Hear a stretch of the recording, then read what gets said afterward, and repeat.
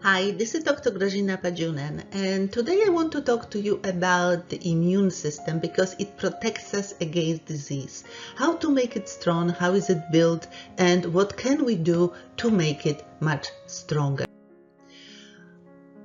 Important thing to understand is that if something foreign enters our body, your immune system first tags it, and then if it threatens the body, it sends a defense. And there are basically three main barriers that protect you against those foreign invaders. Number one is your skin, number two is a mucous lining, and number three is inflammation. And the main cells in your immune system are the white blood cells, and they must be kept strong, and we need a lot of vitamin C to make them strong. And the other one is gut microbiome. It's 70% of your immune system is in your gut microbiome. So we need to make sure that we rebuild it on a regular basis. Your immune system consists of two parts: your innate immune system, which is the main system, and also a helper, which is called adaptive immune system. So your main immune system has a macrophage, neutrophil, and NK cells. And your adaptive immune system have T killer cells, T helper cells, T regulatory cells, and B cells. Let me talk about it one by one. So, starting from innate immune system. So, what is the role of macrophage? Well, it eats pathogens. It waits for invaders which are trying to get through, and they kill them. It sends a signal to an adaptive system if it needs help. And they also put on invaders deadly chemicals that can kill them. Well, and neutrophil, they are short lifespan. They cast the net over the invaders and also kill them.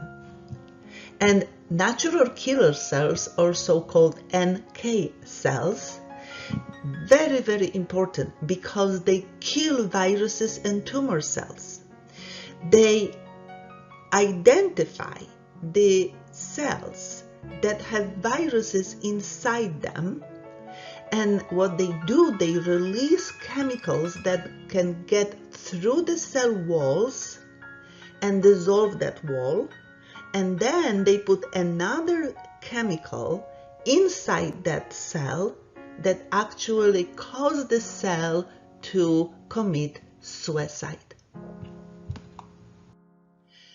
Adaptive immune system has T killer cells that obviously kill viruses, the T helper cells that tag viruses and evaluate what kind of help is needed, T regulatory cells, extremely important because you know that inflammation is very, very good, but when it is not in control, they can cause autoimmune disease. So T regulatory cells suppress inflammation, so keep it under control. And also they scan whom they can let to the body and who is a foreign and can hurt the body, and they don't let them in. And finally, bone marrow or B cells or white blood cells. As you know, they are extremely important. They make antibodies, so they remember what this foreign invader looks like, and they create antibodies, so when next time they come, they are ready for it. And they combine also with the virus, and they neutralize it, and they keep viruses out of the cells. because the very, very important is that a virus cannot do anything to you unless it gets inside the cells and start to duplicate. But we will talk about it. So, what are the main organs and glands involved in the immune system? They have thymus, lymph node, mucus layer, and a colon. So let's talk about the thymus first. It is located right here, and it is a training camp for the T cells. It makes sure that the T cells in your body are working for you and not against you. And believe it or not, only 30% of those T cells survived at camp. But unfortunately, it shrinks with age. So we need to take care of it, especially as we get older. And in order to support it, we need zinc. And also we need to rebuild our connective tissue.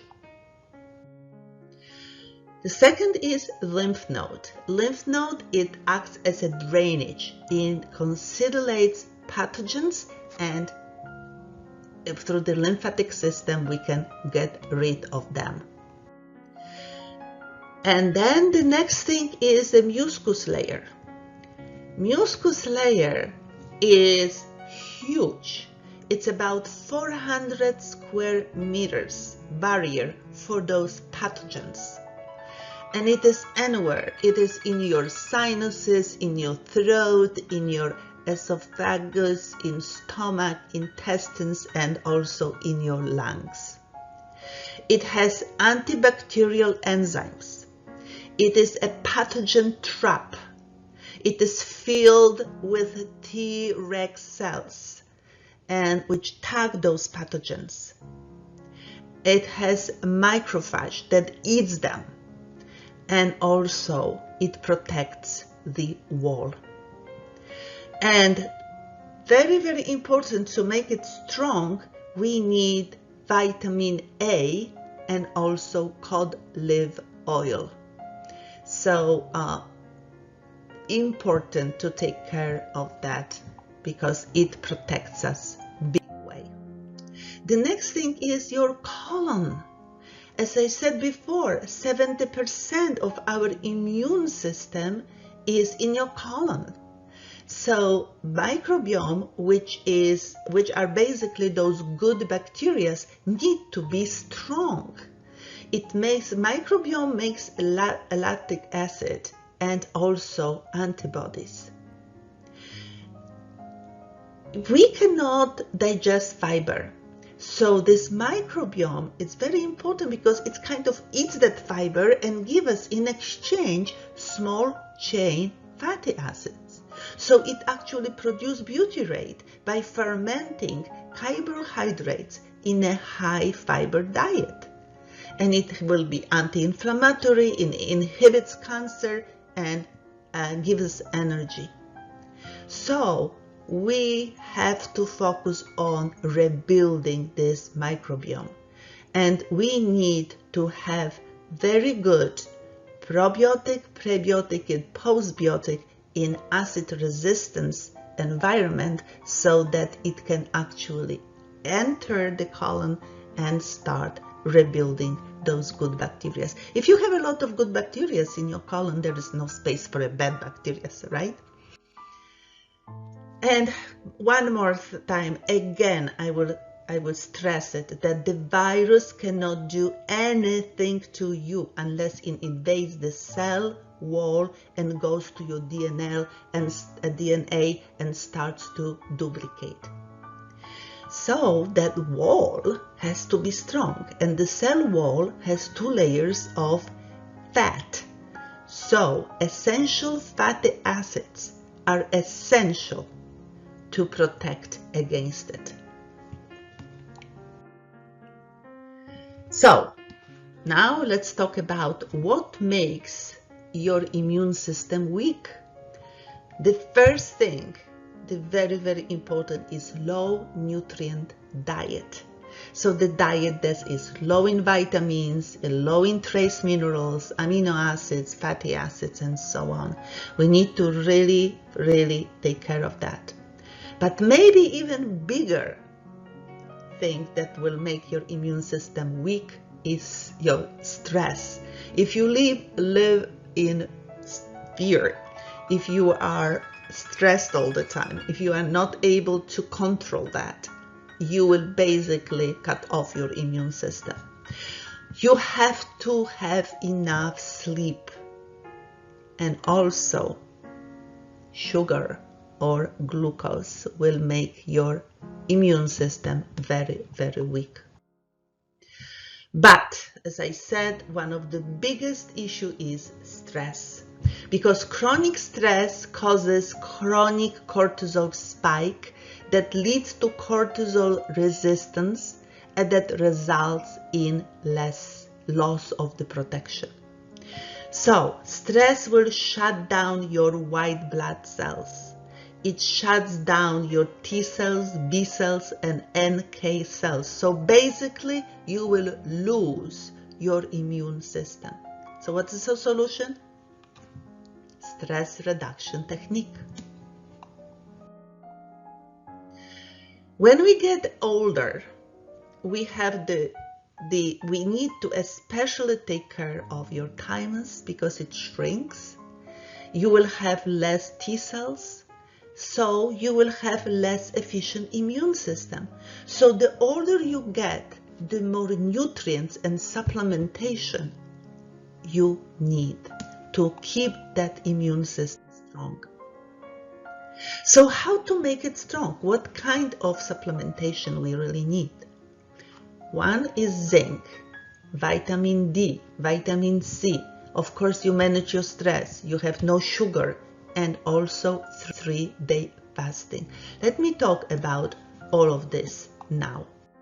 Starting from 3-day fasting, because this is not really fasting. Maybe you can have juice days.